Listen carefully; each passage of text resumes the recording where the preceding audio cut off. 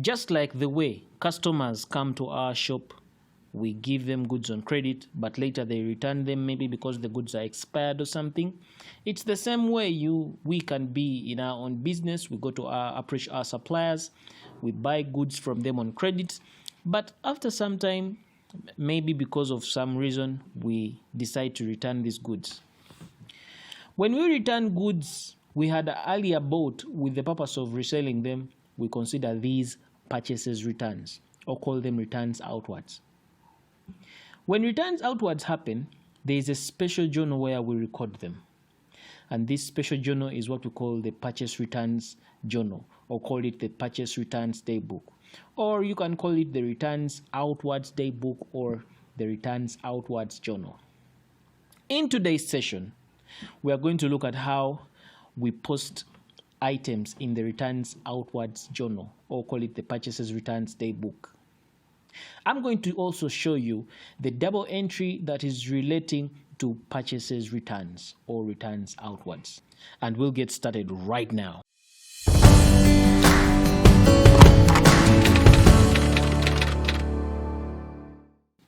A few things that I would like to explain. Notable here is the source document that we are going to use when we are posting transactions in the purchases returns daybook. Here is the narrative of this whole purchases returns thing. You own a business, you go to your supplier, you get goods from them on credit. When you get goods from them on credit, they become a creditor to the business because they've given you goods on credit. So a creditor is a liability. So you'll go ahead and open up the supplier's account. You could call them creditor supplier.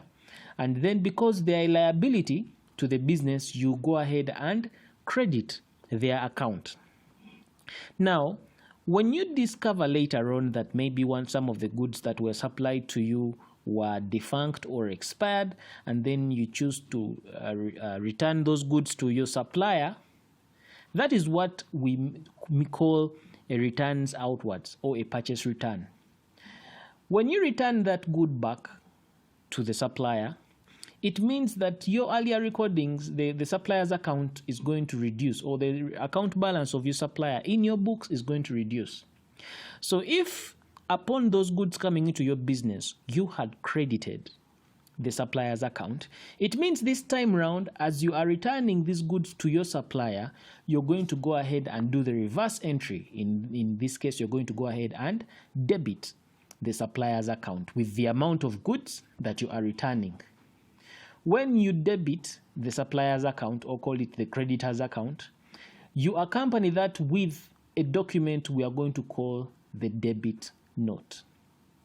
This debit note is simply informing your supplier that, hey, your account has been reduced, or your account has been debited by this amount of money, or by so much. So the debit note happens to be our source document when we are dealing with purchases returns. So that is why on your screen you are seeing a column for note number. That column for note number is where we are going to write the number of the number of the document, the source document that we are basing on to record into this journal. So let's get into the worked example. Here the thing says the transactions below relate to the purchases returns or returns outwards at Kabuleta Enterprises. Now from there you are able to see the date, the supplier name, the note number, and the amount. We are required to post the transactions in the purchases returns or the returns outwards daybook. Now the word daybook and the word journal, I'll be using those words interchangeably, but they mean the same thing. It's the same thing when I say returns outwards or purchases returns. Those two means the same thing. I'll be using them interchangeably. So let's get right into the first transaction. Now, the first transaction says on 2020, Lasuba was a supplier who supplied us. However, we returned goods worth 560,000 to him, and the note number is as you're seeing on your screen. So we are going to post it. It's very easy. We'll write the date that on 2nd October 2020, the details are that our supplier is Lasuba.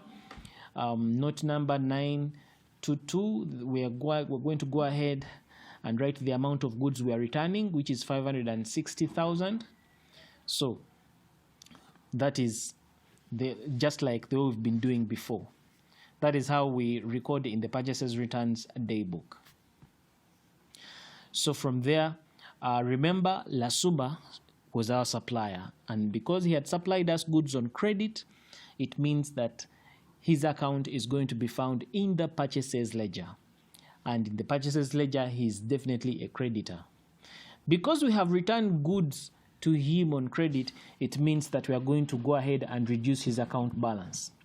Reducing his account balance means that we are going to go ahead and debit his account in the purchases ledger. Remember, creditor Lasuba account, or call it the supplier's account. This is a liability to the business. Increases in liabilities are credited. If the liability is reducing, it means we are going to go ahead and debit, and this is exactly what we are doing here. So we shall go ahead and debit his account by 560,000. The other item affected is returns outwards or purchases returns. This so happens to be in the returns outwards the book on page 1 of that book, and it happened on that date.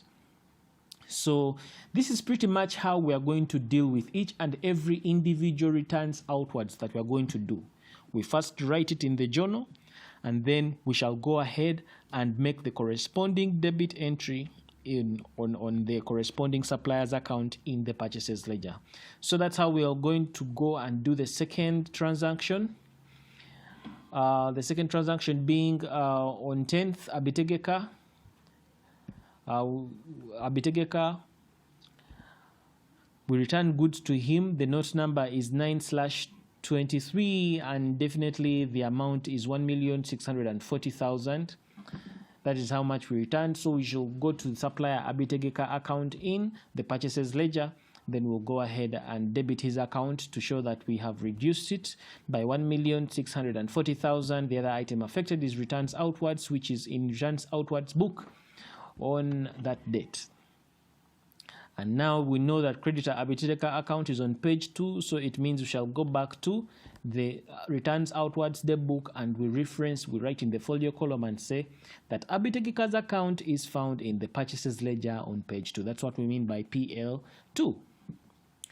We shall go ahead and do the same thing with the third transaction. This is Aisha on the 15th.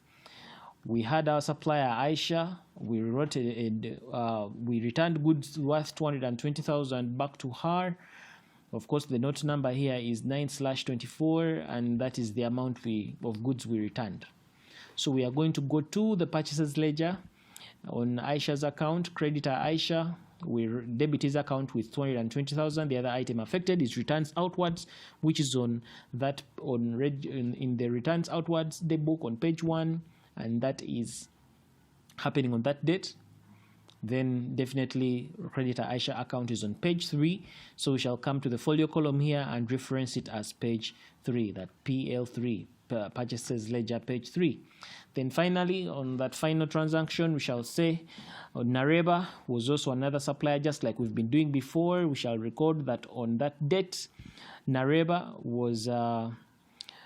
gave us goods, but on that day we returned goods to Nareba. The note number, the source document, that is the debit note number, is 9/25.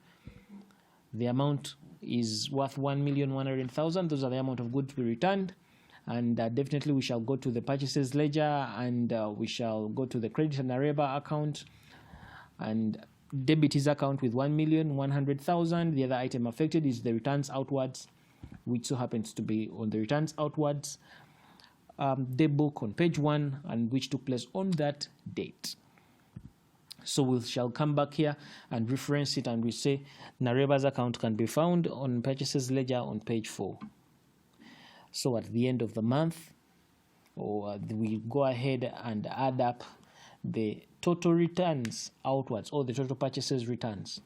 Now take note, we have been reducing the accounts of these suppliers in the purchases ledger. We went to Lasuba account, Abitegeka account, Aisha account, and Nareba account.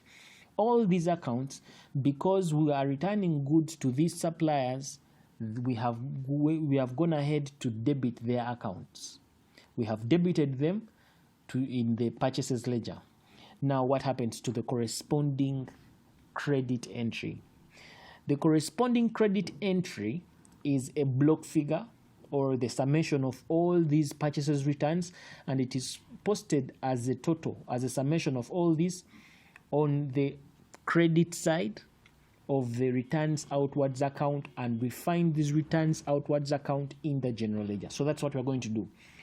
So first of all, we are going to go ahead and add up the total purchases returns, which so happens to be 3,520,000, and we know that total is the total returns outwards to be transferred to the returns outwards account, and that is exactly what we shall go and do. We shall transfer that total to the returns outwards account found in the general ledger.